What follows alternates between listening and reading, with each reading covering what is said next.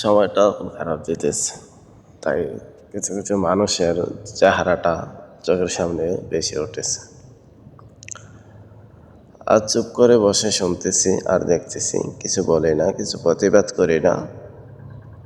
সময় এখনো হয়নি, তার জন্য দূরে আছি সেটা ভেবে সবাই সুযোগ নিচ্ছে পাশে বসে। একটা সময় আসবো আমিও দূরে থাকবো না, সবার কাছেই থাকবো। তখন সেই সুযোগের ব্যবহারটা যে যে করছে তার সাথে মোকাবেলা করতে আমারও সমস্যা হবে না।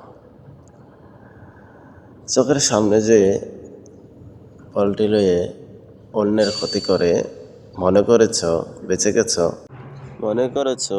গেছ, আসলে একটা বছরে শুধু গরমে একটা বছর কাটে না, বছরের ভিতরে শীত আর গরম মিলে বছরটা কাটে।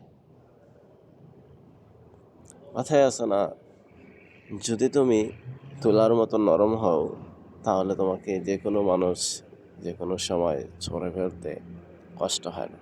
আর যদি তুমি লোহা হয়ে যাও তাহলে যে কোনো মানুষ তোমাকে যে কোনো জায়গায় ফেলে দিতে পারবে না। তখন হয়তো বা আমি তোলা হয়ে আছি, যে যেরকম করে পারতেছ ওরকম করে ফেলে দিচ্ছ, তাই না? দুর্বলতার সুযোগ সবাই নিতে চায়, আর সেই জিনিসটাই সবাই নিচ্ছ, তাই না? আসলে